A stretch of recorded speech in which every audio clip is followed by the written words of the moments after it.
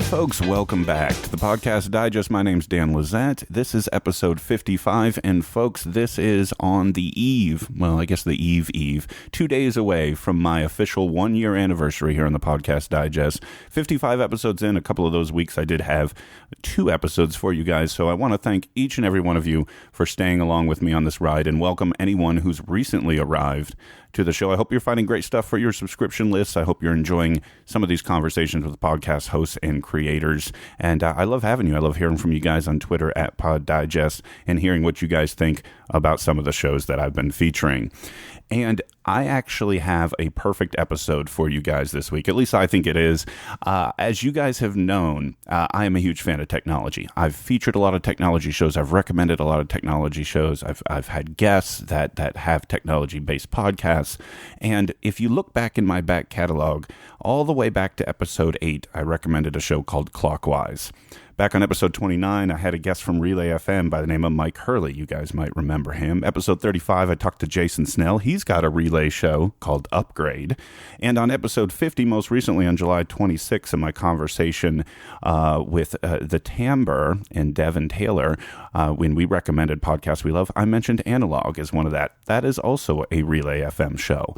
What do all these things have in common, and why do I say this is a perfect guest for this week's show? My guest this week on the Podcast Digest is Stephen Hackett, co-founder of Relay FM, ironically enough, who just recently celebrated their 1-year birthday as a network of podcasts. So I'm very excited to have Stephen join me. Stephen, welcome to the Podcast Digest. Oh, thanks for having me. I will say, introducing it as the perfect, setup that's a lot of pressure. I won't lie. I was feeling, you said that, I was like, oh, a little sweaty. Well, maybe perfect for me, because I've been such a big fan for Relay for so long, and the fact that you guys just hit a year, it only recently dawned upon me that I started my show right after you guys launched, and I think, not that we're like distant cousins or anything, but given my overemphasis on technology, I think it's really cool. That's why I say it. But folks, I want you guys to get to know Stephen a little bit in his role in Relay FM. So, Stephen, for anyone who's not familiar with you or Relay, can you tell them a little bit about your past, your background in podcasting, and how you became one half of Relay? Sure. I've been around the technology scene and pretty Apple-centric really since 2008 or so with my website called 512 Pixels. And I started that blog when I left Apple. I worked at the Genius Bar for a long time, and basically started that site as I left the company, just to talk about Apple, talk about Apple retail, their products, and so that site's been going on for a long time now. Several years into that, I was invited to be interviewed by one Mike Hurley, then on a show called The Bro Show, which is now defunct, but so he had me on an interview, talk about Apple stuff. I think we talked about the iPad and some other things. And this was in 2010, 2011, and just kind of took off from there. And then the road began to where we find ourselves today. And you've been host, co-host, guest on many, many, many podcasts over the years. You were a part of, I think, if I got my history correct, you were a part of The Prompt with 5x5, correct? Yes. And you also had a role in 70 Decibels. I did. So the 70 Decibel story, it was Mike's sort of pseudo network. For a long time, and I will put a disclaimer, that unfortunately that domain has been hijacked, so please don't visit it. It is truly atrocious if you visit it now. Extremely not safe for work. But so I didn't found 70 Decibels. I wasn't, technically a founder of any sort or really involved from a legal perspective, but I kind of came on and helped Mike with it. He and I did a technology show called the 512 Podcast for about a year. And it was an extension of my blog and kind of became the Apple show during that time. And when 70 Decibels was acquired by 5x5, we took it as an opportunity to change that show up and to grow it. So the 512 Podcast became The Prompt. We added Federico Viticci as a co-host, and that show was hugely successful. If you look at my career sort of in this space, relatively flat until that time. And The Prompt was a huge thing for me, both personally and sort of professionally, that it really put me sort of on a map in a new way, in a bigger way, especially in the Apple space.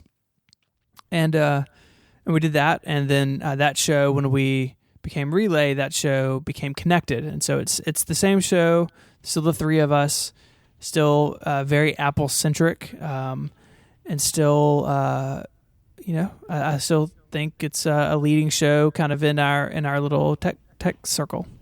You mentioned the prompt, and the prompt was exactly how I first found you and Mike and Federico. So I was one of those. I was one of those that first got my introduction to all of you guys. And when I heard about the prompt leaving 5x5, and I heard about the launch of Relay and that its conversion to Connected, if you will, I was all in. I was all in because I had quickly become a big fan of the prompt and what you guys are doing. And I want to talk a lot more about Connected and what you guys are doing with that show. But before I do that, let's go back in time.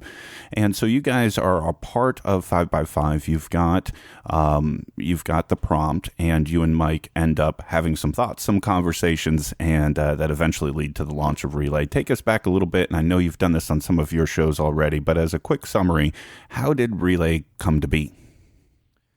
It really started with Mike coming to me saying that he being on 5x5 was a dream come true for all of us. We had all listened to those those classic 5x5 shows, and were just absolutely thrilled when Dan offered to let us come do our work under his banner, and it was a lot of fun. But it came to a point where Mike felt like he had achieved that dream, and the next dream, the next step in his career was to do it on his own again, and to have a network where he was in charge of it, more or less. And he had said this. I'm not putting words in his mouth, I don't think, but basically what he said was that he would do it if I would be his co-founder. And Mike and I take a lot of pride in our relationship, both professionally and personally, in that there's no one else that I would do this with, right? Like, I immediately was on board, and we immediately started,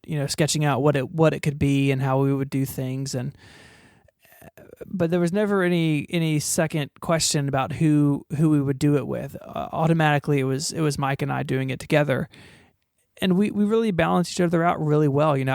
We've become friends with people with startups. There's a growing startup scene here in Memphis where I live, and I've gotten to know a lot of those people. And having the right co-founder is vitally important. You can have the best idea in the world and the best, even the best execution of that idea in the world. But if you have problems with your co-founders, that can really be a big thing. I think Twitter. There's a book by Nick Bilton at the early days of Twitter, and it's just drama filled of co-founders just going after each other and being kicked out of the company and coming back in. And we still feel that today, right? Twitter doesn't have a CEO today, and Jack is sort of back, and maybe he's having a Steve Jobs 2.0 moment, maybe not. But there's a lot of drama there, and we just are so fortunate not to have that, where Mike wanted to do this idea, I was immediately on board with it, and we just hit the ground running that day. Did that pretty much apply to sort of the division of labor, if you will? Because, as you may know, I have a lot of podcasters who listen to this show for obvious reasons, and some of them are a part of networks, or maybe even co-founders of smaller independent networks. What advice would you give to some of those folks on how working with someone else or a group of people, on how you sort of divide the tasks and the responsibilities? Because what I've been able to gain from listening to so many Relay shows, you guys sort of had that, or it seemed to be figured out from the beginning. I think we did, and that's not to say that it hasn't shifted over time, or that we've had back and forth about it. A large part of it came down to just how we were structured. That Mike was on all of our original shows, all 6 of them. And I was on one. I still had, we both still had day jobs at the time, but really Relay initially was a place to put Mike's shows. And so it became, pretty clear pretty quickly that, Mike was going to handle the show and the audio end of things. And I would handle the technical and the business end of it. Relay's an American business. Mike doesn't live here. Mike lives in London. And that makes it really difficult to have a business in the United States unless you have a founder that's in the U.S. And so it very quickly fell into place that the technical and the business would fall to me, and the talent and the sort of creative would fall to him. And now there's overlap there, right? Like we there's some business stuff we both do, and I have equal footing with Mike and creative ideas and new things we want to try. But in broad strokes, that's how it works, and it really plays to our strengths. It's not just about that I'm in the United States, so I handle the business. I'm more business minded and more sort of process driven than Mike is, and that's not to say he's not those things. Mike's a great businessman, but that's kind of how I'm wired. And it's not to say that I'm not creative or that I don't have input into that world. I do, but Mike is more so. And so it felt very natural, and there was never any sort of big argument about, who's got to do the banking, right? I was like, well, I'll handle the banking, and we'll just go from there. So it really was very smooth sailing in those early days of sort of dividing it up and figuring out who would do what, and being able to trust each other, knowing that, hey, Steven said he was going to do this, so I know it's done. Or Mike told me he was going to have this done by next week. I know it'll be done by next week. There's never any second guessing or going and checking on each other, because we know that the other one of us has it in hand. Would it be safe to say this, Steven, that especially on the early days, in those first 2, 3, 4 months or so, where everything's sort of getting up to speed, that Relay FM itself almost takes on a role as a third partner, where if either you or Mike end up getting in any type of disagreement at any sorts, and I'm sure that's happened at a time, and I'm not looking for those details, but that those end up getting worked out because it's almost like you are both in service to this third partner, this bigger entity that is Relay FM. Is that a fair summary?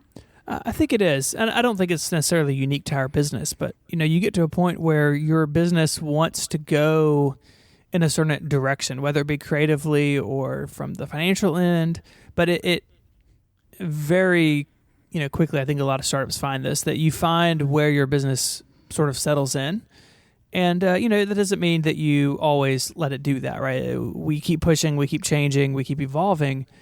But yeah, absolutely. There are definitely times, we come to a decision to be like, well, is this right for Relay? Is this right for Relay's brand? Is it right for how people perceive Relay?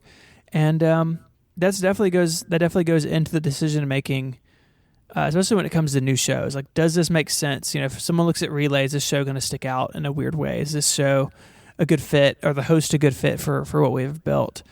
And so yeah, absolutely. I think it definitely becomes, if not a partner, at the very least a very interesting filter in which to look through and make decisions sort of passing through it.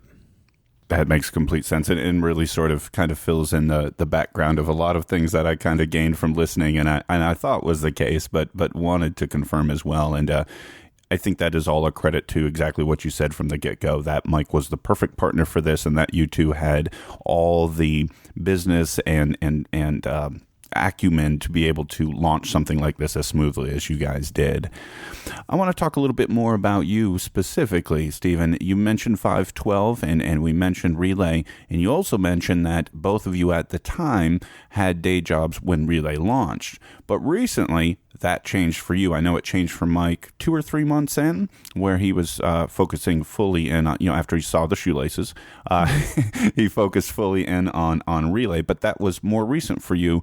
Tell folks a little bit about the idea of leaving the day job world and creating the new world you're in now. Sure. It was, the dream of working for yourself is something that I think a lot of creative people have, right? A lot of creative people, whether that creativity be expressed in, building an app or writing a blog or having a podcast or painting or doing whatever. A lot of people that are passionate about things, there's that natural draw to make that your main thing, right? To take your hobby and form it in a way where it can pay the bills and you can, spend all your time on it. Now, with my move, it was very calculated. It was planned. My wife and I, and Mike, so there's a lot of decisions in my life that get made with the three of us. We sat down at the beginning of the year and it was like, what would it take for Steven to go independent? And we had some hard metrics and some soft metrics of things. It's got to be this much money, but there's the other things sort of in life that need to happen before this can make sense. And in my mind, it was going to be this fall or maybe even the end of the year. But we got into the spring, and all of a sudden the hard metrics were making sense. The income was making sense.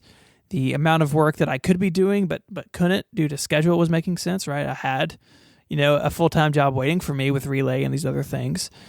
And it just fell into place where early this summer, well before I announced it publicly, I let the company I was working for know. I was at a small, tight-knit digital agency here in town, website design and development and marketing and branding and stuff. And I was in management. I mean, I had a bunch of people answering to me, and so I told them early June, it's like, hey, this is coming. I'm going to give you guys 2 months, and we'll phase me out over the course of those 2 months, and at that time I can be setting up my independent life. And so that transition is more or less complete now. It has been for about a month, starting beginning of August is kind of when I marked working full time on this, and it's really been great.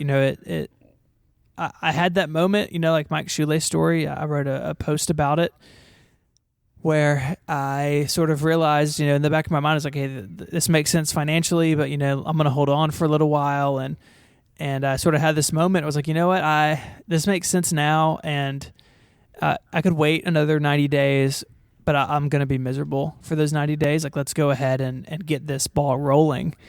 And so we did, and it's been really interesting. It's been a series of decisions and transitions to make, but I'm really happy with it so far. I want to ask a question about this transition that, and all the times I've heard you talk about this yet, I don't know that you've been asked yet, and I was trying hard to find one. Has there been a moment of minor level regret or overwhelming fear that you did the right thing at the right time?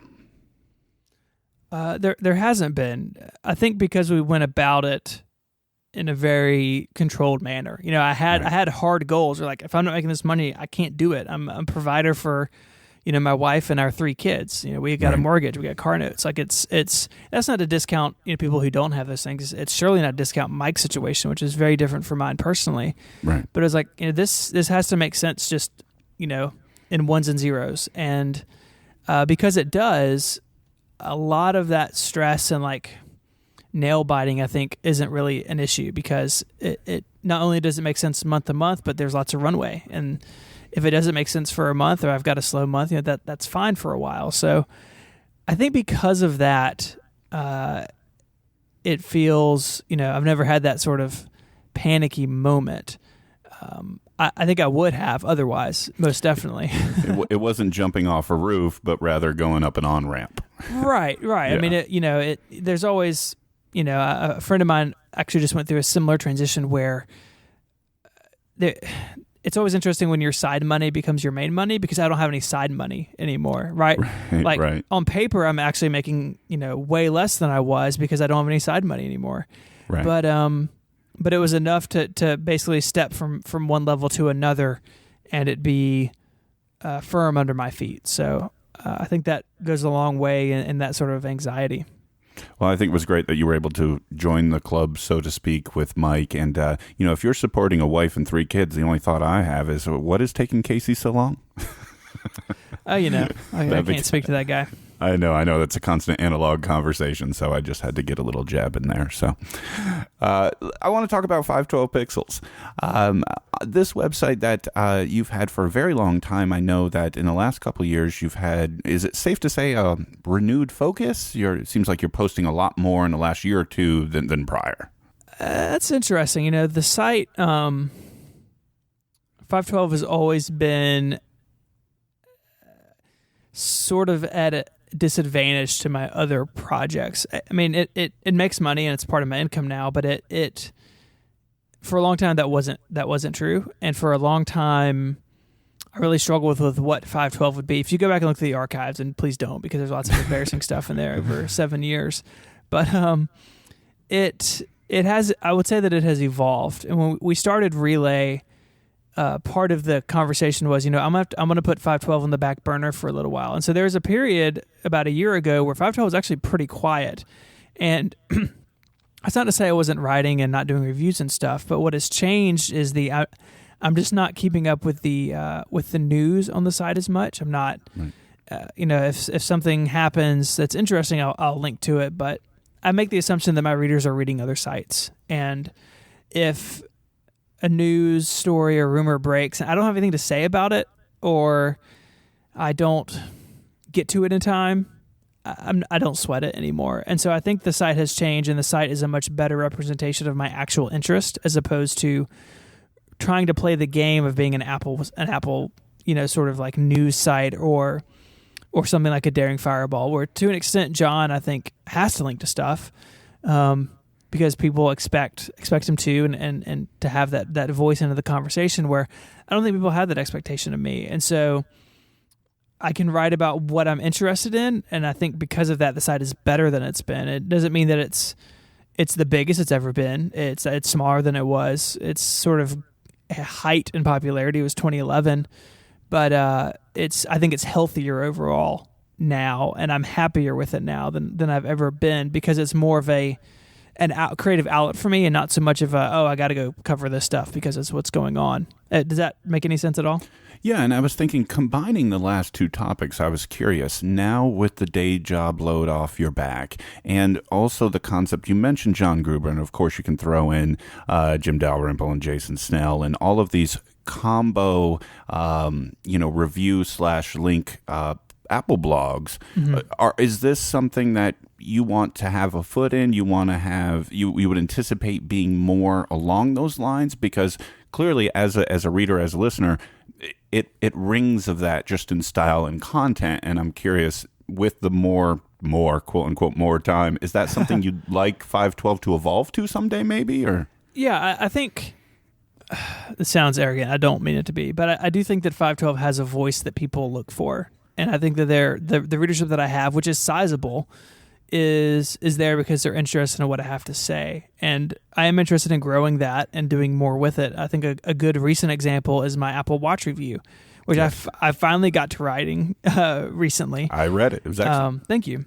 And I think that article in many ways is sort of what I hope to be the launch for like the next generation of what 512 is, it's not, for me, it's not about having 8 things up a day and keeping up with the news cycle, but it's about really like in-depth stuff that, speaking in my voice and speaking with my, unique experience, both professionally and personally with Apple, to say, this is what I think about this. And so far that's working, and the site is doing well, and sponsorships are doing really well, better than they ever have.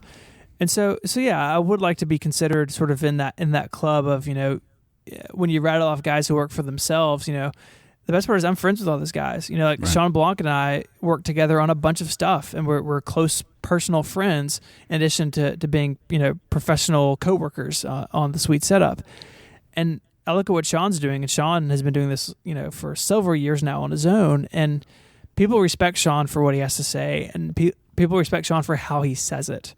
And those are two pretty different things, and two things that I really aspire to in my own writing and own career. Absolutely. And what's interesting is and I think I mentioned this in my conversation with Jason, is the play back and forth, if you will. You see it on Connected, where you guys always make sure at the end that Stephen's work can be found at 512pixels.net, and folks, links will be in the show notes, of course, for all of this. But you're also highlighting, significant relay events on 512 Pixels as well. And so it ends up with this back and forth. That's exactly how I came across your blog. I mean, honestly, it was from the prompt initially a few years back, and then I heard you had this, boom, threw it into my Apple RSS feed, on Feedly, and I've been following it ever since. Yeah, I think they definitely feed off each other. And I think it's true for Federico as well with Mac Stories, yes. Where, and I've spoken to other people about this, Marco's the same way, where very often on Connected is either the first place or the final place I share an idea, right? Either I'll write something or Federico will write something, and that becomes a topic on the show. Or, and if you pay attention, you will see this more often than not with me, I think maybe more than Federico. We will talk about something, and that will spark a blog post or 2 or 3 from me. Right. And because for me, it's writing and the way I approach writing and the way I approach podcasting are very different in some key ways. We talked about that in a recent Connected episode about the way that we work, which I think is I'm pretty proud of that episode for that. But for me, it's just different ways to think about something. And so I'll think of something on the show, or Federico or Mike will have a point that I never would have considered, and that will influence the way that I write about it. Or I'll write something and I'll get feedback on Twitter, or I get feedback in my email, and that will, go into the show, and then we discuss it on the show, and I walk away with maybe not having changed my mind about something, but having a wider view of it, or a better view of it. And so that give and take is really special about podcasting. When you're blogging, it's very easy to fall into it, maybe even to a rut of like, this is the way I approach things, and I'm going to type it out, I'm going to post it, and the people who like me will read it and like it, and the people who don't like me won't read it, and if they did, they wouldn't like it. But podcasting challenges all that in a way that is really special, and I think that has done wonders for my writing and wonders for my site over the years to have that open exchange with people who are really smart and whose opinions I really respect, even though I don't always agree with them. Right. We get feedback pretty often. The three of us argue on Connected a lot more than you hear on especially other Apple podcasts, where we, Federico and I especially are at opposite ends of opinion sometimes. And very often Mike falls somewhere in the middle, and that changes depending on what it is. And they gang up on me for being old, and I gang up on them for liking streaming music services.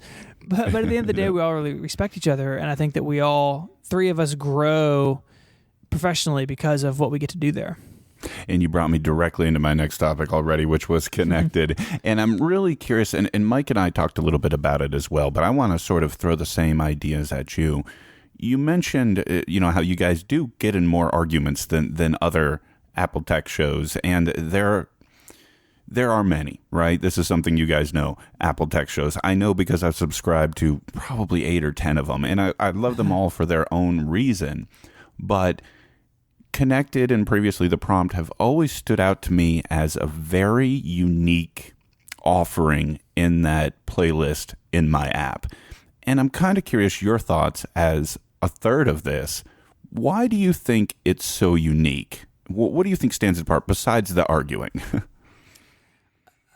I think the reason for the arguing and the reason for being different is the same. It's that the three of us come from very different backgrounds. I mean, you have the obvious ones, right? I'm the only American on the show. I'm from the American South, which puts me even in a weird place in America. Mike is from London. Mike has always lived in London. Mike, huge bustling city, rode the subway to work, has a very different view of Apple because he came into it much later than I did. Mm-hmm. And then you have Federico, who came even later, but who is I would say Federico is the prominent voice when it comes to working on iOS. And the way that he approaches iOS is unique and I think just, quite frankly, incredible. And because of that, I came actually. I didn't come to the Mac until I was a sophomore in high school, but I am what a lot of people consider like an old time Mac user. I have a lot of affinity for those older systems, those older machines, and that colors the way that I approach Apple now. And those two guys being in Europe and being in very different parts of Europe. And coming into Apple at different phases, and Federico with his unique perspective, that makes us all really different. I think if you listen to a lot of shows, and I listen to the same shows you do, I mean, I got those same subscriptions that everybody else does. Yep. A lot of those shows have hosts that are more similar than the three of us on Connected. And I think that's what makes us stand out is that, we make a joke that there's a lot of accents on the shows, but it goes much deeper than that. It's that we all come from different walks of life. We all come from different sort of technology, backgrounds and ideas about technology. And when we sit down to discuss a conversation, that stuff just comes out. We're talking this week about the iPad Pro. And looking at our outline, I can already tell you there's going to be disagreements about things, and maybe not about the things people would expect, but it's just it's such a unique combination of people, and it's the absolutely favorite thing that I do. If I look at how I spend my time, Connected is my favorite thing because we get to have those conversations, and I get to have it with two guys who are incredibly intelligent, incredibly well spoken, and who not only do I respect them greatly, but they respect me greatly. And, Mike has said this before. We do get into sometimes heated debates on the show. I mean, there have been times where one of us has had to step in and be like, hey, let's table this, let's move on. But that's never a personal thing, right? Like no one ever hangs up Skype angry. It's just like, hey, we're going to do this. And part of it is the performance of it that, we know we're speaking to a very large audience. And so there's that mentality, but there's also the mentality of like, we're just going to go and debate ideas. And it doesn't get personal. It doesn't get, private in the sense that someone's feelings are going to be hurt, but it's we're debating ideas in an open forum. And that's a lot of fun. And I do think that background aspect is really what makes it special. And, I tend to agree. In fact, that's a lot of what me and Mike talked about a few months back when he was a guest. And that is probably a large majority of it. But as you were talking, Stephen, I had another thought, and especially thinking in context of some of those other subscriptions. And you know what? If you'll indulge me for a minute, I'm going to offer up one more idea on what makes Connected a little bit different than all those other subscriptions to the Apple Tech-centric podcasts, is it just struck me. And that's that you guys have a consumer user approachability with an educated background that you don't necessarily find on other shows, right? I'll mention the name because one of them is a relay host. So you look at Casey and John and Marco on ATP. Love it. Great show. Sure. All three of them are relay hosts. Exactly, right? Yeah, and with the new additions, and I want to talk about those. But they go much more technical, much more often than Connected will. And that's great. I enjoy that stuff. I'm not a super technical person, and I enjoy learning from those guys on that show. However, I feel like I'm at a distance when I'm listening to that type of topic matter. Connected rarely goes that direction per se. I mean, I know on occasion, but generally speaking, when I'm listening to you and Federico and Mike on Connected, it feels like I could be talking to, my brother or my coworker or my cousin, about Apple stuff. And there is this approachability in so much of what you guys present on that show that maybe some of the other shows don't necessarily capture that lightning in a bottle as well as Connected does, at least in my opinion. No, I think it's fair. We try to, we will deep dive on things when it comes to it. I think about the workflow and animation stuff that Federico's doing. We're not afraid to get technical and dive deep. I think about our two specials we've done: the iPhone special, which we did as the prompt, and then episode 1 of Connected, the iPad special, where we spent, I don't even know how long those episodes are, 2.5 hours right, breaking down the keynotes for those things. I'll spoil it, but if you haven't listened to it, you should. I bought an original iPad on eBay and revealed it to my co-host on the show that I'd bought one and had been using it. And so we're not afraid to get into those details, but at the same time, we are mindful that we want to remain approachable. That was a big part of the prompt of, even saying, we're not experts at everything. We are going to rely on other people to help us, and we don't do as much as that as we used to. But, after WWDC, every year we have somebody like _David Smith on who can explain this stuff, not only in more detail than we could, but in a way that is still understandable. David can come talk about API changes to HealthKit, but in a way that a human being can understand. And that's not to knock anyone else's show, but I do think we pay attention to that sort of stuff. And when we do need to get off the rails and get into the weeds somewhere, I mix my metaphors, I'm sorry. When we get into the weeds somewhere, we always are try to keep our heads up and understand how far gone we are and when it's time to reel it back. One last question on Connected, Stephen, and I asked the same one of Mike, so I think it's only fair if I put you on the spot as well. I've considered Connected Relay's flagship. Would you say the same, or is that not necessarily a label you would give it? That's a really hard question. I would say that it has flagship-like qualities, that it is, along with Upgrade, but it is the Apple show, and it was the original Apple show. I would say that it has flagship tendencies in that Mike and I are both on it. Right. And it's the only show that we share currently. But, I would say that if it is a flagship, it's not way out ahead of everything else, right? That a lot of shows are on that footing more or less. And so I don't know. It's a hard question, and maybe I didn't answer it, but no, and you know what, Mike didn't either. That's okay. Yeah, I mean, it's like choosing between your kids, Exactly, and I really wouldn't expect either one of you to necessarily say it. I think I'm more looking to relay. Relay that. That's I've always looked at it that way, and I have a feeling that many listeners do. I think that's fair. Yeah, I could be wrong. I want to jump into some of the new shows. We've talked a little bit about them when I mentioned the other hosts on ATP. Both of them recent additions to the hosting roster at Relay. But before I get into the most recent additions, I want to talk just a little bit in general about growth as half of Relay, as you guys obviously had a great launch and things went well early days. What were some of those first conversations on like, hey, let's add this or that, let's add that? How did that dynamic between you and Mike work? That's a really good question. We've gotten a lot of that over the last week. Some of it was in the TechCrunch article about us last week. But I will say that with very rare exception, the growth that we have had was not planned in the sense that Mike and I sat down and said, hey, we'll take Jason Snell for an example. Hey, Macworld is in trouble. We want to go get Jason Snell. And that we pursued him and that we, left a box of chocolate on his door, and then he showed up. That might have worked, though. It may have. But with Jason, and this is a very public story, so I don't feel bad about sharing it. Macworld laid off basically everybody, and all of a sudden, Jason was independent and was starting up Six Colors, his excellent Apple website, and he had Clockwise, and he wanted to do a new show. And at this point, this was right after the Apple Watch event, I guess in mid or late September. Relay had been around 5 weeks, I think, by the time this event happened.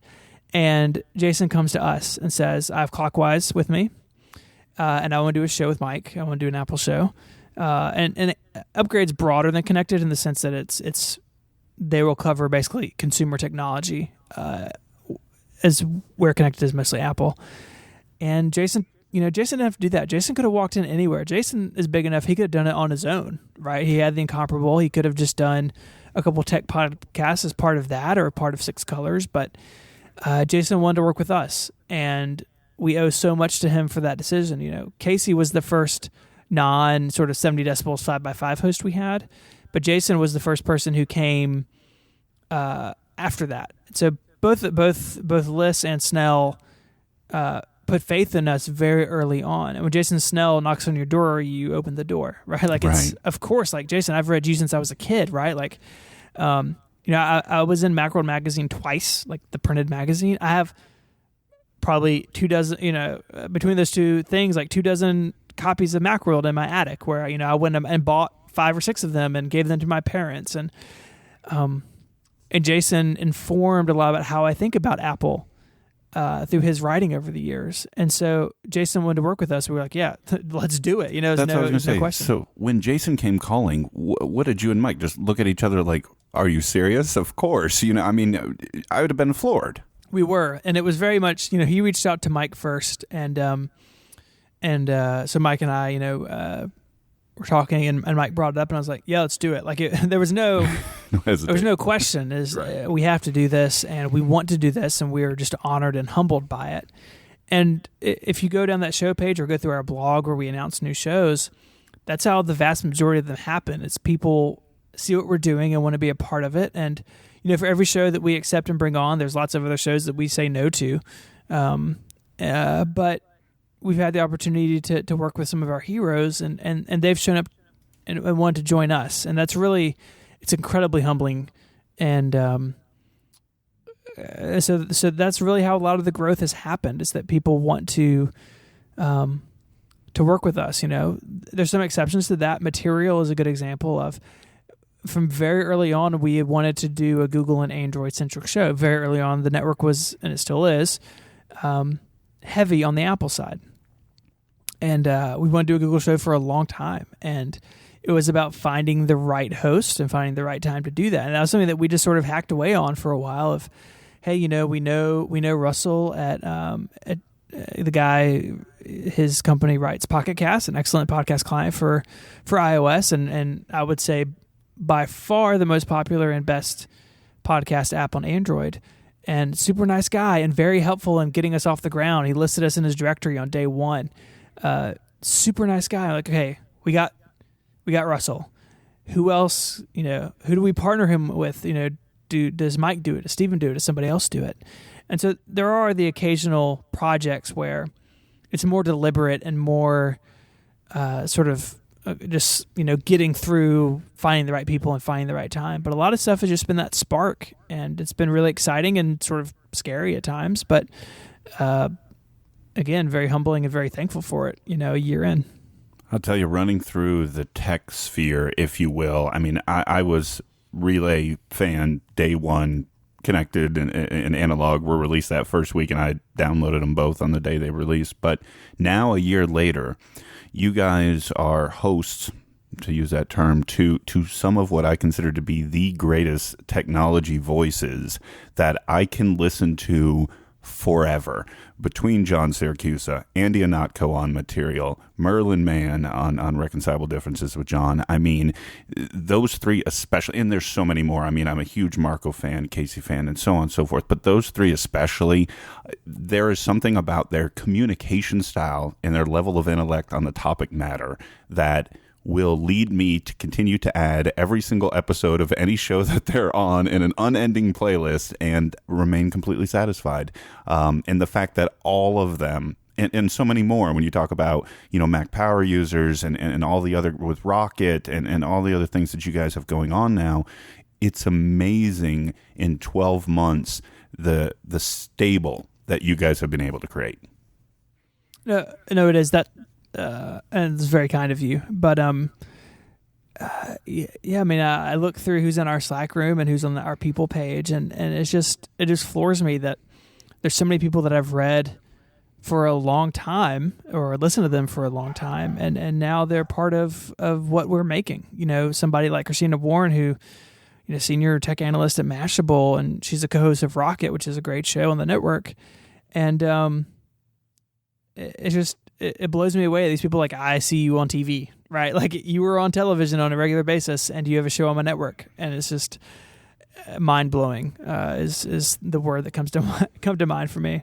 And all of this was summarized very recently, and you mentioned it, and I'm going to make sure a link to this article is in the show notes as well. The recent TechCrunch feature, I think it's safe to call it a feature, on your 1 year at the time of this release a couple of weeks ago. I've heard Mike's perspective on one of the more recent Analog episodes, but what was your perspective upon reading that? I mean, so Mike's what Mike's on Analog was that we were both really excited about it, but there was some nervousness in it, just making sure that we were painted in the light we wanted to be painted in. Not that we're out there trashing other people. We're not. We don't think ill of anyone else in our industry, but there's always that thing of like, this is a huge deal, right? This is going to put us in front of a lot of people, and if we blow it, that's going to be super lame, right?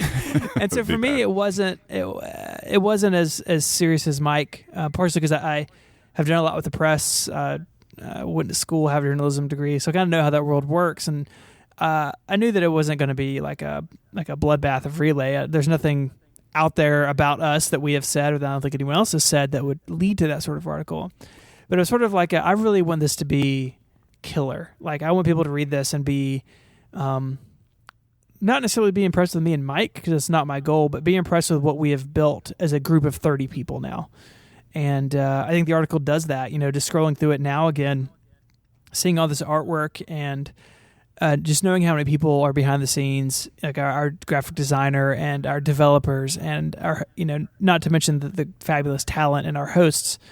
Like, Relay belongs to so many people. It's selfish for Mike and I to look at it and say this is ours. It belongs to so many people now, and I think that article really gets that across. Like, it's that we started it with a conversation in California last year, but it is a thing that has grown far beyond us, and that is really exciting and just, I mean, it's bonkers, really. I sent this article to my parents, and they were like, "So is it like a?" My dad was like, "How big of a deal is that website?" I'm like, "It's a big deal. Like, it's the big deal, perhaps, for startups." And so that was kind of fun to remind my parents that I'm not a hobo. You mentioned the artwork in that article, and there is a lot of great stuff. And Relay's artwork is so distinct and stylized and identifiable with the brand Relay FM. But I wanted to highlight a recent one, and I wanted to hear your thoughts on Liftoff, your new show that you're co-hosting with Jason Snell. And this is a big departure, if you will, large departure from some of the other shows on Relay. Tell folks about one of the newest offerings from Relay. So the new show I'm doing with Jason is called Liftoff, and it's sort of the first step that Relay has taken outside of pure consumer technology, where it's still nerdy. The show is about space and about sort of the industries surrounding that. So you look at things like NASA or ESA or the Canadian Space Agency, which had a big day today. But looking at all the private companies, public companies, everything surrounding that. And it really it came out of an experience I had this summer. I was able to go to NASA for almost a week and witness the SpaceX launch. Some people might remember it actually failed. Their rocket blew up, which was very, it was sad, but also sort of kind of crazy to be there for that. And for me, it was the first time where I kind of felt like I could talk about that part of my interest publicly. Like I've always been interested in that stuff very casually, but never really written about it in any great detail. Definitely never talked about it on a show. And for me, it was like, you know what? Like I can be nerdy about this, and I'm just going to add it to kind of what I do. And Jason, I think, to a degree, felt the same way, where he's been interested in it. He too has gone to NASA for these social events, but didn't really have an outlet for that sort of, part of what he was interested in. And so we kicked the idea around of doing a space show. We did a very obvious test released it as an extra on the network, and the feedback was incredible from that. We had feedback from people who already followed us and liked it. We had feedback from people we've never heard of and who never heard of us, but saw there was a space podcast and were interested. And so it very quickly went from hey, maybe we'll do this one day, to, hey, this is a show. Like people responded to it. We feel like it has a critical mass to be successful business-wise. And so we're doing it. And we launched it, during the birthday week in mid-August. And it's been a lot of fun so far to dive into that. So tell me the truth, Stephen. How close was it to Space Insider becoming the name? Yeah, so I should explain that joke. So on an episode of Connected, I was talking about this, and there's a website like Apple Insider, Space Insider, and the way that I said it, either due to my accent or sometimes I sort of stutter in the middle of sentences, it sounded, even on playback, to me, it sounded like I said space and cider, like the drink. I hated that idea for a name. I think Mike thought it was funny, but did he buy the domain or said he was going to? He probably did, because we just like rage buy domains all the time. My Hover account is bursting at the seams. But no, that as far as I was concerned, it was not a real contender. I was just wondering if Mike had lobbied. No, I think maybe he tried, but it wasn't going to happen.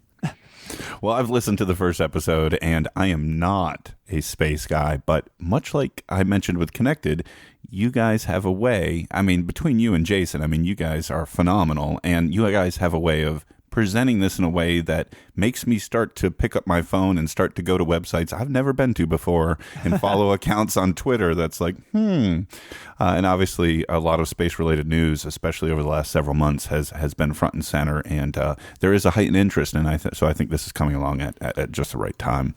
Yeah, and the conceit of that show is that it is going to be a casual space show, and there are other space shows out there. It's a much smaller market than something that Connected operates in, and I've checked them all out, and there are lots of good shows there, but we wanted to make sure that we were approachable, especially in this where we're talking about science and like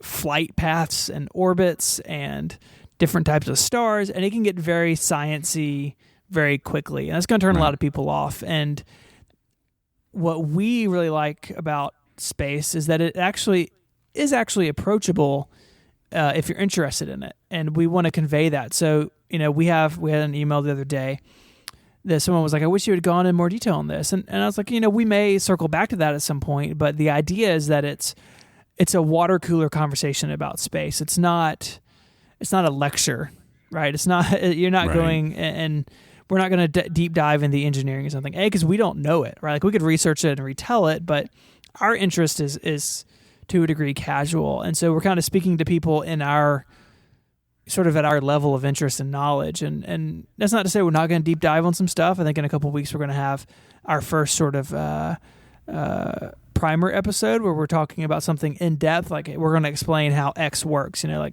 going to have one about like, from grade school that the solar system has, it used to be 9, 8 planets, and like there's gas giants, but what does that actually mean? And then we have the inner planets and like all this other stuff. But even when we do those episodes, our goal is to be approachable, and hopefully we're successful in that. And it's something we're going to strive really hard to do on that show in particular. Well, one of the things that comes out the other end from a listener perspective that I would say that there's, as of the time of this recording, only one episode of Liftoff. But one of the things that even through that one and in the previous discussion that you mentioned, I also listened to, I think wasn't there a segment on Connected? I think it was you and I think it was 2 segments, right? It was Jason and Mike on Upgrade, and then you and Mike on Connected the same week, I think, something to that effect. But one of the things that Liftoff seems to be able to do, and this doesn't happen for me in technology because I'm a technology junkie. I read it all the time, and I have a fairly good gronking of so many things tech. But with some of these other things, I don't. And I mentioned this, I had a recent guest, Brian Koppelman, who has a great show called The Moment, and it's an interview-based show. He's one of my idols in interviewing, and he talks to a lot of actors and writers and musicians. And I told him this when I had a chance to sit down and speak with him once, is that when I listen to The Moment, that more often than not, his guest and what their project is, I end up on my phone sort of looking up what it is, downloading their the iTunes album or IMDb to see the actor's history, to see if I've seen them in anything. And the same thing I see with Liftoff. And I went to that site because you guys had talked about it so much. I went to that website for Space Insider. And as a listener, if a show can make you take action while you're listening or afterwards, that's lighting a fire of interest under a listener, and that to me is no better sign of doing great work than something like that. Yeah, no, that's awesome, and that's what we want. We want to spark people's interest, and space is a really excuse the poor joke, but it is a big topic, right? Like there's no end to what we could talk about. And so in that, there are things that I'm interested in more than Jason. And there are things that Jason's interested in that I don't really care about. And there are things that we are both interested in. And so the hope is that we talk about things and, maybe it's a part of space stuff that you haven't really heard of before, or that you don't even know existed, but when you hear a little about it, you're interested. And so if we can spark that in our listeners, then that's a win for us. So hopefully that continues to happen. Absolutely. And that artwork, right? I mean. Oh, yeah. Frank killed it with that. So if you haven't seen it, the idea was to do like a mission patch. So NASA, other space agencies do this too, but NASA in particular has this great program where basically any mission, a patch is developed for it. And that patch ends up on jackets, on big posters, all sorts of things. And that's the idea that we wanted. It was like, hey, it'd be really awesome if the show had a patch as if it were a mission.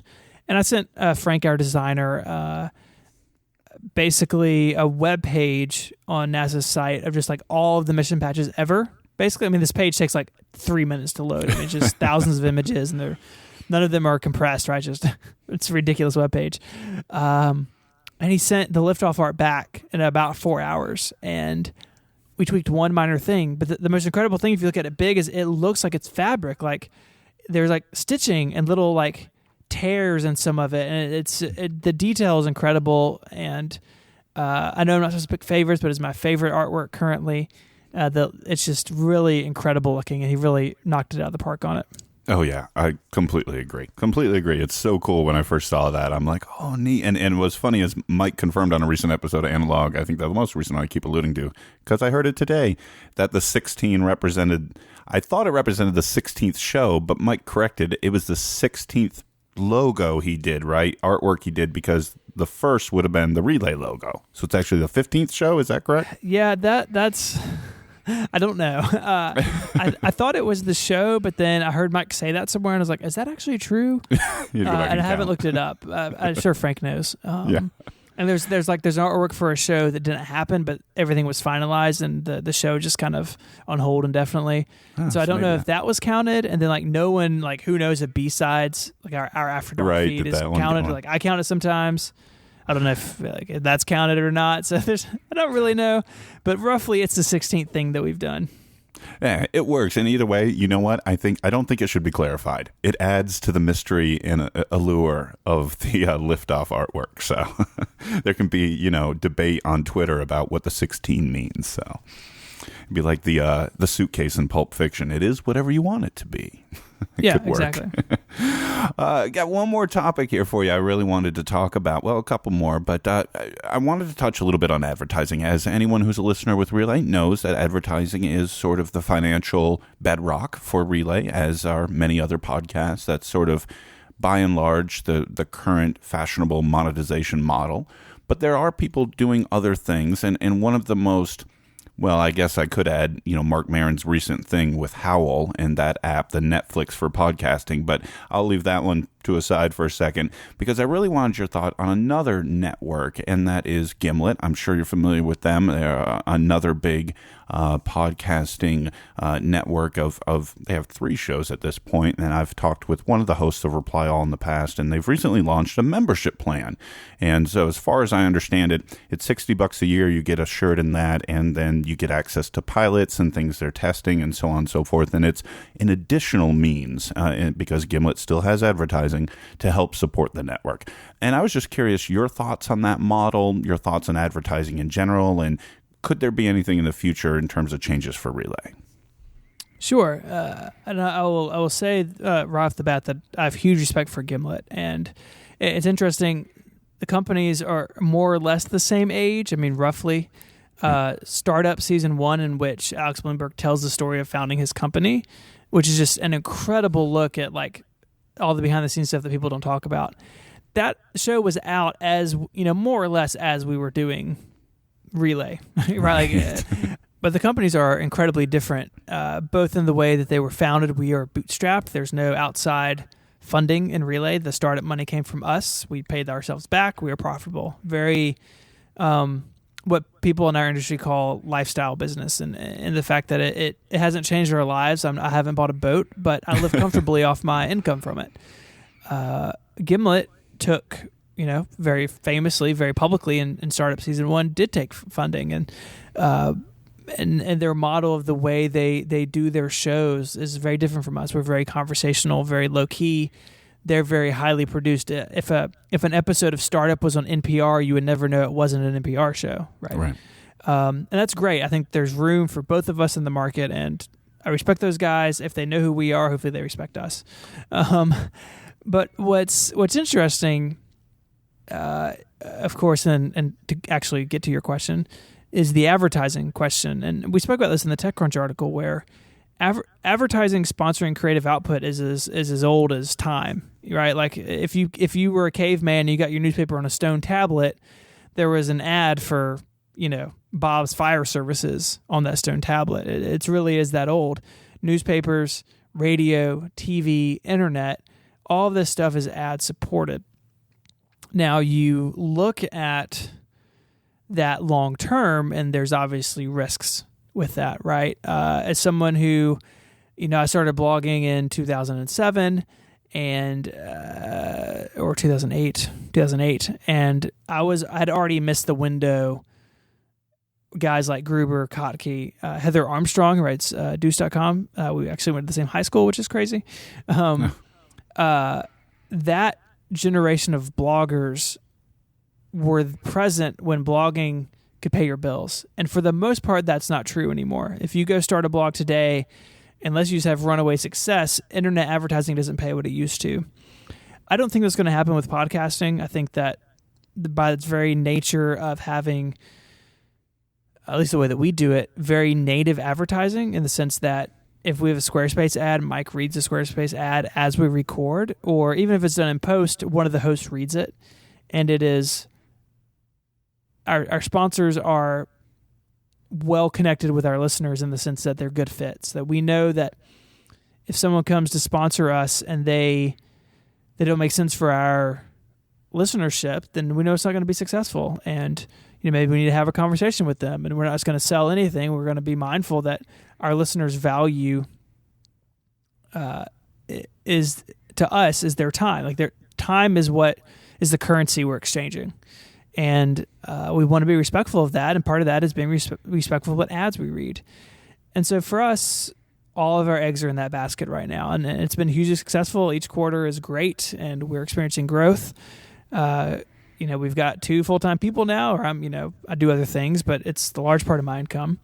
And that is in addition to making a very real financial impact on our hosts. They make the majority of the money for the ad reads, and those hosts have income now that they wouldn't have otherwise. And in most cases, it's significant income. And that's great. I love payday. Like, I love paying our hosts because it's just so great to see that money go out to them, because it's allowing them to do their hobby and be more invested in it. And that's just really special to me. But Gimlet does advertising, and they recently, as you said, launched a membership where you can pay, I don't know what it is, $5 a month or something. Right. And you get bonuses for that. So you get a t-shirt, you get access to shows before they're released, and like extra content and stuff. And I think it's great. I hope it's successful for them. I will say that we have had many conversations and continue to have conversations about what that would look like for Relay. I rolled my eyes a little bit when Gimlet did it, because we've been thinking about all that. Go ahead. Sorry. No, so I do expect that we will do something along those lines in the future. We do have ideas around what that could look like for us. We're a different company than Gimlet. Our audience is different, different types of shows, and I think our hosts are really accessible, which is great. And so I don't know what ours look like exactly, but I do think it is wise in any business to work to diversify your income. So if advertising does take a dip, or if the economy has more bad days than good, that your company can weather that without drastic changes. And I wanted to ask, especially because I know you guys have dabbled, and maybe it wasn't so much as the both of you are really even in the name of Relay. I'm not sure that it was, or if it was just Pen Addict with Mike's trip to Atlanta, and that was a Kickstarter. So I know that was a toe dipping of crowdfunding, if you will. But I look at the thing with Mark Maron and Howell right now, and that subscription based plan, or what Gimlet's doing, and tons of podcasters are out on Patreon, and especially one of the biggest ones being Tom Merritt and Daily Tech News Show, and he's basically funded his whole operation through that. And there's all these different vehicles for crowdfunding where this listenership almost wants to support in some way, shape, or form. And I know you guys have relay.fm/store where there's the shirts and the stickers and all that, and that's one way folks could do that. But I always have wondered for Relay if there was something more formal, what that would be like for you guys, and would that allow that listenership to come through in a way that would maybe mean even bigger and greater things for Relay? I think it would. The Pen Addict Kickstarter is a good example of not only the audience of that show is, they're all crazy people, and they're the most passionate listeners we have, honestly, up to the Pen Addict, where we raised money to go to the Atlanta Pen Show. So myself and my brother, who does documentaries for a living with his nonprofit, we drove down from Memphis, and Mike flew from London to Atlanta, which is expensive and time consuming.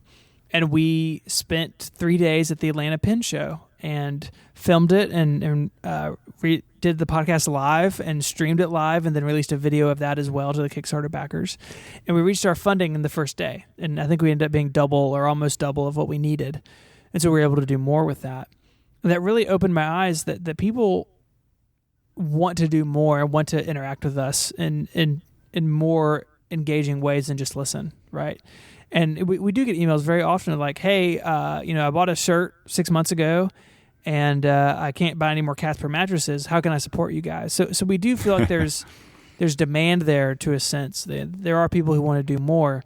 For us, it's finding the way that makes sense for us as a network, where something like Patreon works if you have one show, but I've got 17 or 16, or if you count B-side, whatever B-sides is doing over there drunk in the corner.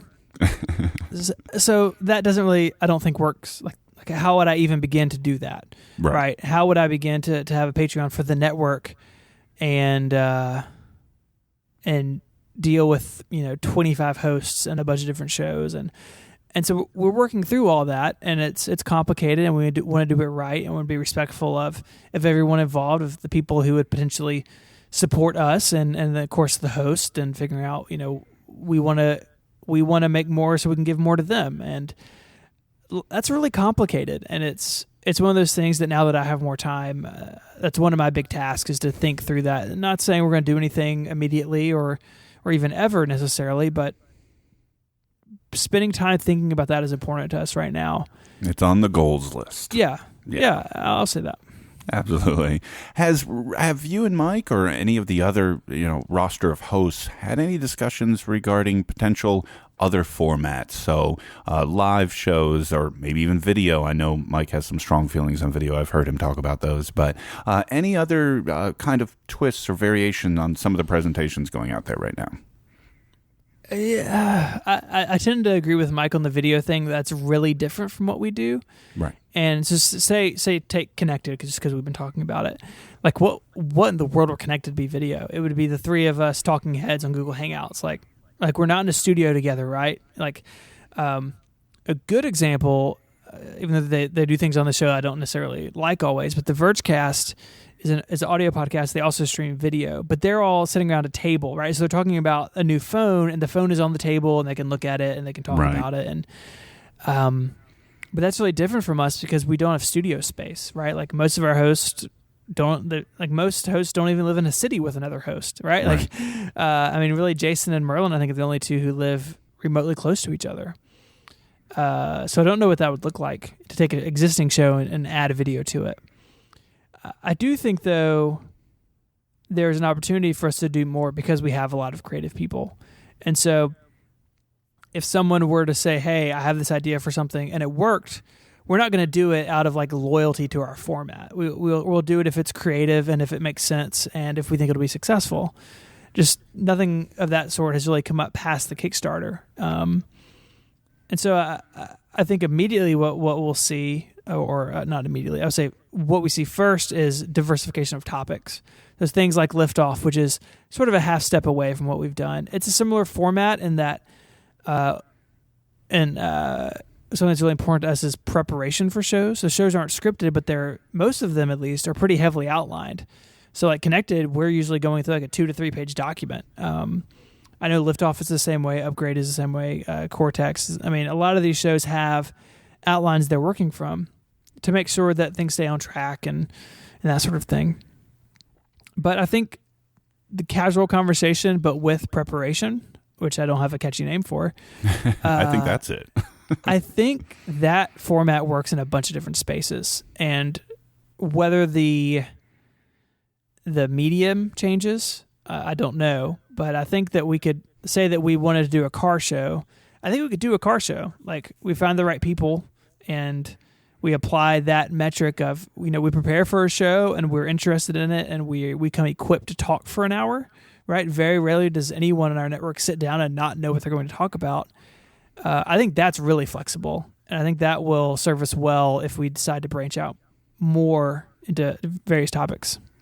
It'll be interesting to watch, and I, for one, will definitely have ears on what you guys are doing, because I think there's a lot of creativity coming out of you guys in Relay at this point. When you look at that Atlanta Pen Show Kickstarter, when you look at basically in the last 12 months, the 3 different variations of Inquisitive that Steven's put forward between the interviews and behind the app, and now the music series, and now the launch of Liftoff. There's a pun for you in terms of you guys taking that sidestep. I think there's a lot of variation and a lot of attempting new things coming out of you guys. And now that you sort of have that first year on the books, if you will, with success, I'm really anxious to see what you guys sort of come up with next, because I think there's a lot to come. Yeah, I appreciate that. It's been a wild ride. Like there's so many things that have happened that I never would have guessed a year ago. I never would have guessed that within a year we would both be in the business full time. Like that's still mind-boggling to me. But yeah, I'm excited to see what we can do, because at the end of the day, it's a group of really smart, really creative people, and podcasting is the thing that we're doing. But who knows what else? I mean, these people are crazy. Like, there's no telling what could happen over the next 12 months. Well, now that John's on board, I'm sure anything's possible. Before I let you go, and I did this with Jason as well, so I thank you in advance for indulging me here. With your vast experience in Apple stuff, Apple-centric podcasting and writing all these years, and being a former Apple employee, I wanted to get your predictions, so to speak, or commentary on some of the upcoming fall-related Apple events, because as a huge Apple fan and a listener, I never get the chance to do this, so I'm going to take advantage of it. So here we come up. They're saying September 9th, right, is the rumored date for iPhone. So here's the question for that event. Are we going to see the oft-discussed 6C, in your opinion? The 4-inch version? Yeah, I don't think so. I think they're just going to keep the 6 and bump it down. There's no doubt that there are people who would want them to do that. My wife being like the primary example in my mind, where if they don't release a new 4-inch phone, she's going to be upset. She doesn't like, forget my 6 Plus. She doesn't want a 6. And so she's still on a 5S. And so I don't know what I'm going to do about that. We're going to have a little strife in our household. Not that I have any say over it. You know, I tweeted at Tim. He didn't listen. I can't.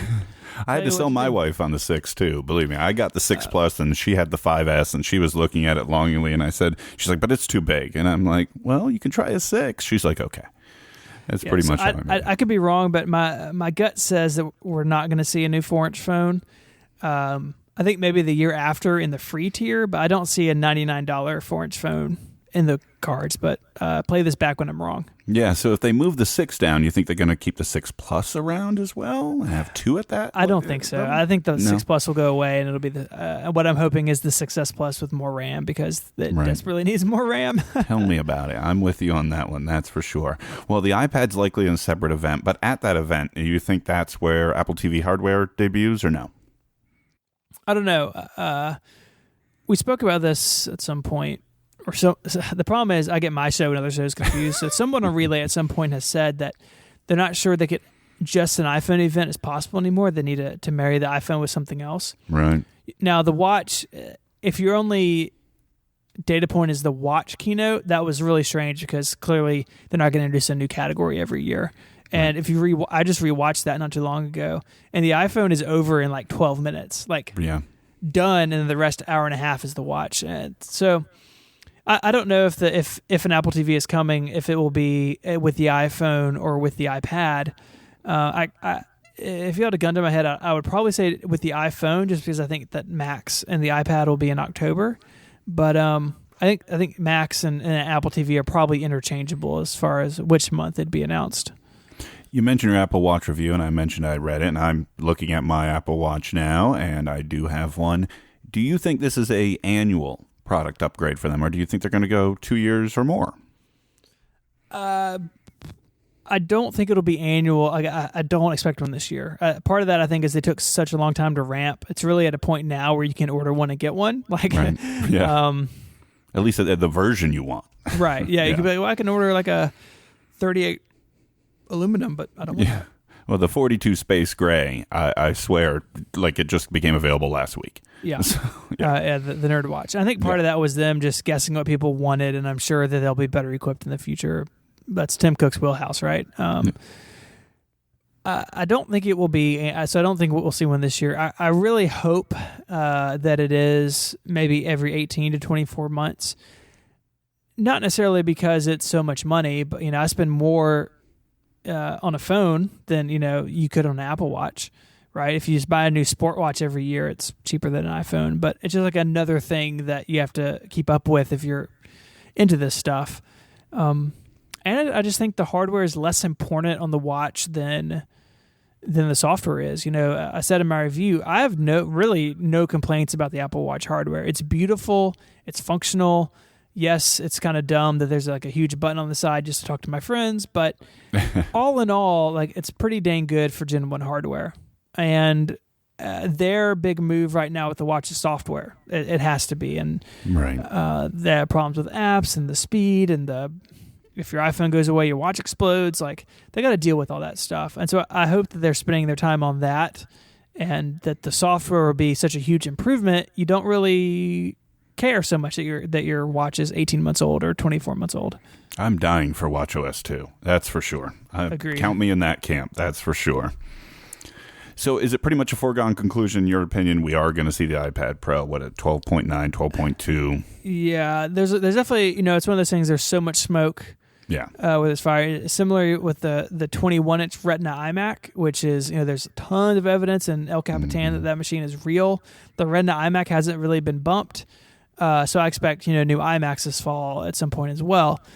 But yeah, the iPad Pro it seems inevitable, not only from their smoke, there's fire type situation, but I think Apple's is really trying to find something to jumpstart the iPad sales cycle. I'm, unique, and I think probably you and people who listen to this, I've owned most models of iPad, because I upgrade them and then, get passed off to family members or whatnot, but I'm the nerdy guy, right? I'm going to do that. Yeah. I know tons of people with iPad 2s, iPad 3s, the first iPad mini, and they're fine. And that speaks to Apple's support of older hardware. It used to be said, and it was true for a while, that Apple really didn't give a rip about older hardware. Back in the Mac only days, right? Like, they'd release a new OS and just like, your machine is just not supported anymore. And sometimes at like strangely arbitrary lines, like OS 10 Leopard had, I think you had to have an 867 megahertz processor, where there was a dual 800 megahertz G4 tower that a friend of mine had that smoked the 867.